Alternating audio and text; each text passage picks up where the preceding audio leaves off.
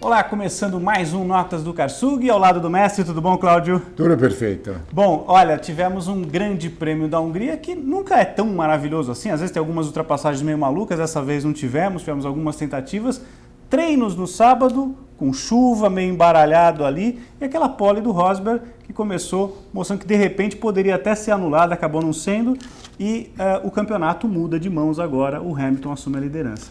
Na verdade foi um fim de semana que esclareceu muita coisa. Primeiro, aquele treino, para mim o grande destaque daquele treino foi, na parte de baixo da tabela, o brasileiro Nas, que mostrou que sob chuva ele consegue realmente pilotar muito bem, anula aquela clássica inferioridade da Sauber. Diferença grande, e mostrou que ele pode ambicionar a um lugar melhor, a um carro de maiores possibilidades. Ou quem sabe a própria Sauber, que agora com o novo dono deve ter uma injeção de milhões de dólares e quem sabe possa melhorar. Talvez seja bom até ele continuar por lá. A gente falava tanto em mudança, né, Cláudio? Talvez agora vale a pena esperar um pouco para ver o que acontece. E o outro, a pole de Rosberg, para mim absolutamente irregular, porque ele, em regime de bandeiras amarelas agitadas, ele tirou o pé apenas durante 30 metros e assim mesmo reduziu quase nada a sua velocidade, os demais reduziram muito mais. E você vê que era uma coisa polêmica, porque demorou 3 horas e 42 minutos para os comissários de pista se reunirem, resolverem, debaterem. Ficou minha impressão que se não fosse Rosberg, tivesse sido um Hülkenberg da vida, teria sido punido no sentido de não ser considerada válida aquela volta. Mas não se quis tirar aquela emoção a mais que poderia dar um grande prêmio em que as ultrapassagens são muito difíceis, deixando o Rosberg largar na ponta. De qualquer forma, o Hamilton já resolveu o problema na largada, foi embora. O Ricciardo até chegou a assustar um pouquinho ali, né, Cláudio? O Ricciardo ficou ainda à frente do Rosberg. O Rosberg, na minha opinião, naquele momento foi inteligente, foi decisivo, pensou no campeonato, não bateu, porque senão teria batido no Ricciardo, depois de 2 curvas passou, mas ficou evidente, absolutamente claro para mim. Eu até entendo o dever profissional de quem transmite a corrida pela televisão, de querer criar suspense. Não, o Rosberg está chegando. Aquela emoção, né? Apimentar um pouquinho. Exato, né? Uma emoção inexistente, tecnicamente, porque ficou claro que toda vez que o Rosberg chegava um pouquinho, o Hamilton aumentava para sempre deixar pelo menos um pouco mais de 1 segundo, de forma que o Rosberg não conseguisse usar a asa móvel para tentar ultrapassagem. E, para mim, se ainda alguém duvidava que Hamilton é mais piloto do que Rosberg, esse grande prêmio da Hungria é uma matéria de reflexão, de pensar melhor no caso. Hamilton é melhor, pelo menos nesse momento, é melhor do que o Rosberg, ponto final, está liderando o campeonato com amplo merecimento. E veremos agora domingo o Grande Prêmio da Alemanha. Pois é, na casa do Rosberg, né? Exato. Seria o momento dele tentar, eu acho que, não sei, claro, o campeonato é até longo, tem mais 10 etapas e tal, né? Nada está definido. Não está definido e tal, mesmo que o Hamilton ganhe, o Rosberg marque ponto, ainda dá. Mas seria muito interessante se o Rosberg conseguisse de imediato dar uma resposta muito legal, né? Vamos ver, né? O Hamilton em segundo ficaria 1 ponto atrás.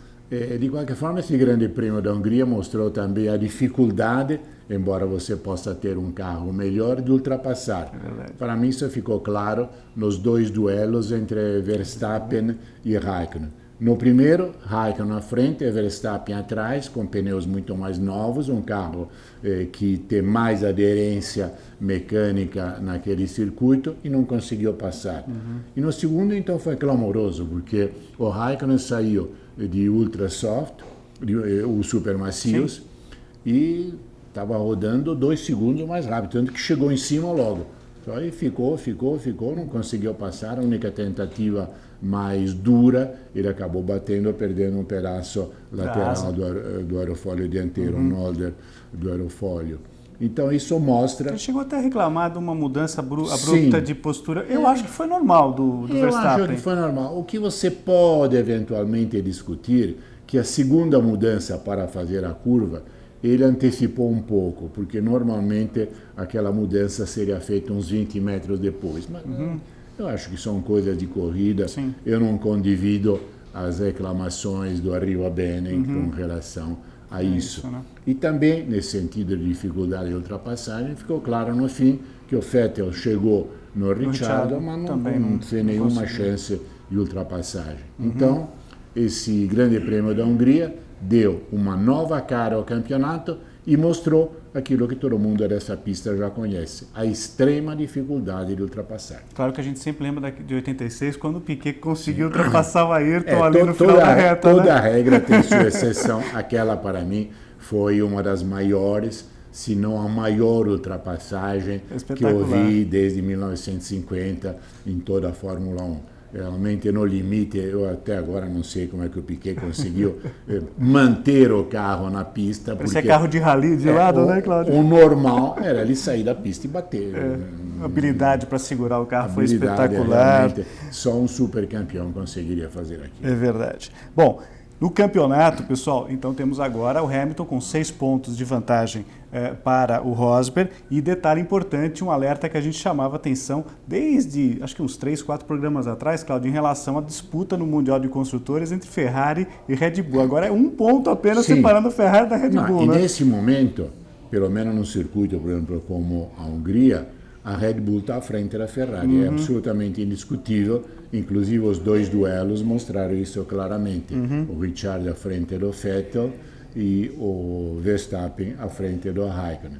Então, isso ficou claro. Será uma disputa muito interessante. Talvez o único ponto de disputa que se pode pensar na taça dos construtores, porque a Mercedes já disparou na frente, disparada, não tem como São perder. 278 pontos, Ferrari 224 e Red Bull 223, né? Para vocês terem uma ideia. Essa disputa é muito interessante, é uma disputa importante, não tanto no aspecto esportivo, se pode dizer, bom, segundo ou terceiro, claro, é o primeiro ou o segundo dos perdedores. Mas não, aí são dezenas de milhões de dólares que estão no jogo, então é realmente importante para os dois. Vamos às notas, Cláudio, os destaques aí desde o sábado, desde os treinos, durante a corrida, durante o Grande Prêmio da Hungria. Nota 10 para o Hamilton, realmente foi uma corrida excelente.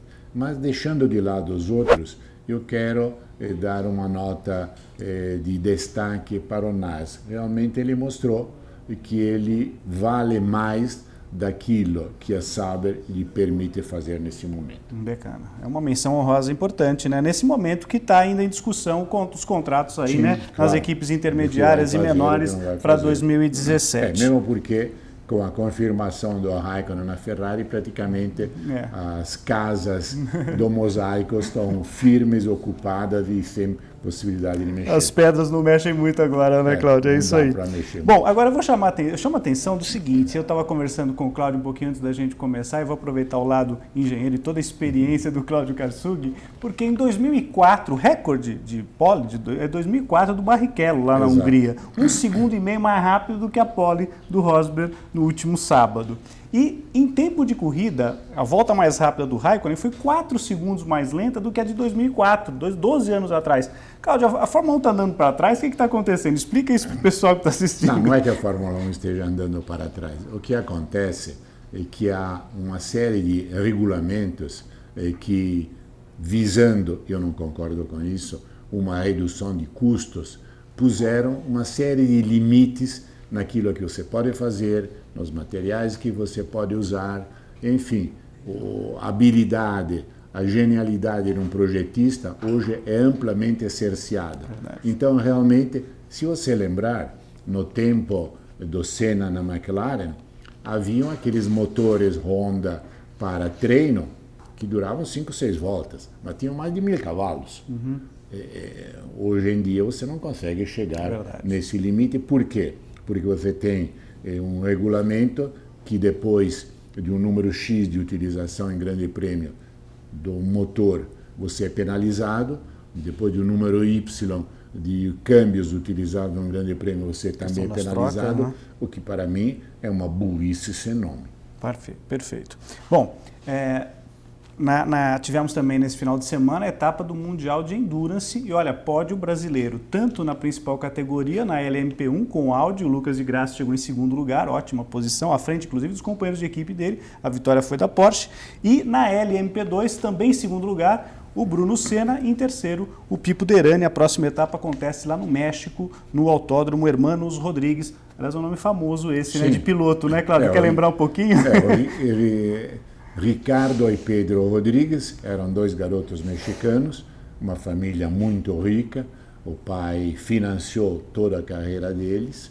E o Ricardo era melhor que o Pedro, mais habilidoso. Felizmente morreu em corrida, mas foi dada essa denominação. Justa homenagem, né, ao autódromo. Uma homenagem justíssima a dois pilotos que marcaram, de certa forma, a Fórmula 1 no México e no resto do mundo também. É verdade. E a Fórmula 1 que já voltou ao México, né, no calendário, também faz parte do Mundial de Endurance. E os brasileiros estão fazendo um papel realmente bem interessante, né, Cláudio? Esperamos agora uma vitória. Está na hora de ter mais uma vitória ali para a gente ter mais um motivo para falar novamente do Mundial de Endurance. E eu sei que o Cláudio gosta muito de ciclismo também, né, Cláudio? Sim. E nós tivemos nesse final de semana uma corrida completada com um pouco mais de 89 horas, né? São várias etapas ao longo de vários dias, o Tour de France, né, Cláudio? É a corrida mais tradicional e etapa do mundo todo. Tem o Tour de France, depois nós temos pela ordem o Giro de Itália e em terceira a Vuelta da Espanha. São as três grandes competições. Mas o Tour, claramente, é a primeira e a mais famosa. É 1903, a primeira edição, e nesse último final de semana a vitória do britânico Chris Froome e o segundo colocado, Romain Bardet. Como eu falei para vocês, 89 horas de prova no total, a chegada sempre de uma maneira muito bacana, né, na Champs-Élysées, né, Cláudio? Clássico, tradicional, né? Sim. Enfim, agora eu queria aproveitar, porque houve, é claro, uma evolução física, né? Quer dizer, o atletismo prova isso. Mas o Cláudio, lá do engenheiro novamente, vou explorar ele um pouquinho agora, as bicicletas também evoluíram muito, né, Cláudio? Sim, evoluíram muitíssimo. O peso diminuiu de forma drástica. Hoje você faz a bicicleta sob medida para cada ciclista, e você faz uma série de testes em túnel de vento para ver qual é a melhor posição para ter uma menor dificuldade de quebrar a resistência do ar. Seria no automobilismo você ter um melhor CX. Coeficiente aerodinâmico, né, Coeficiente aerodinâmico. Você vê que os capacetes têm atrás uma espécie de um bico, exatamente porque cada ciclista vê em túnel de vento qual é a posição mais adequada, que é muito importante, não tanto nas provas quando são as etapas de subida e tal, mas sobretudo nas provas contra relógio e na parte de descida. Nas descidas dessas mesmas etapas de montanha, você sobe e depois você desce, claramente no dia seguinte. Claro. E nas descidas você vê esses ciclistas que normalmente chegam a 80, 90 por hora. Precisa contar com esse artifício também, né, Cláudio? 90 por hora numa bicicleta, você tem que ter absoluta confiança naquilo que você está fazendo, nos seus freios e que tudo funcione.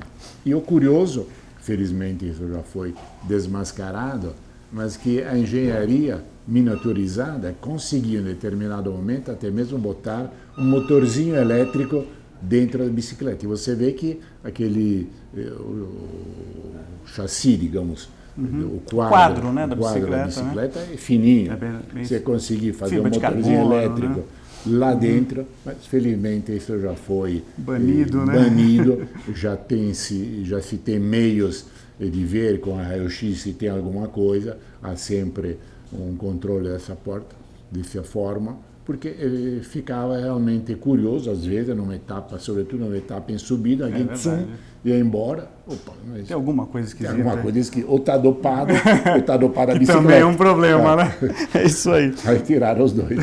Bom, a dica final, Cláudio, a gente vai falar depois do nosso próximo encontro, é para a gente falar um pouquinho de Honda, porque tivemos recentemente o lançamento do novo Honda Civic, a 10ª geração, né, já do Honda Civic, agora com 4 versões, 3 versões com motor 2.0 de 155 cavalos e o que chama atenção, um motor turbo de 1.5 de 173 cavalos, isso só exclusivo a gasolina. O Honda Civic, quando um carro fica tanto tempo no mercado, né, Cláudio, já chega a 10ª geração, é porque tem qualidade, né? Sim, claro, você vê que você pode começar a lembrar lá atrás o Forte. Sem dúvida. Depois, sei lá, o Golf, que também tem o Escort. Trajetórias, né? Longevas. Quando né? você começa a ter uma série sucessivas do mesmo modelo, claramente aperfeiçoado, melhorado, modificado, é porque é um carro de total sucesso.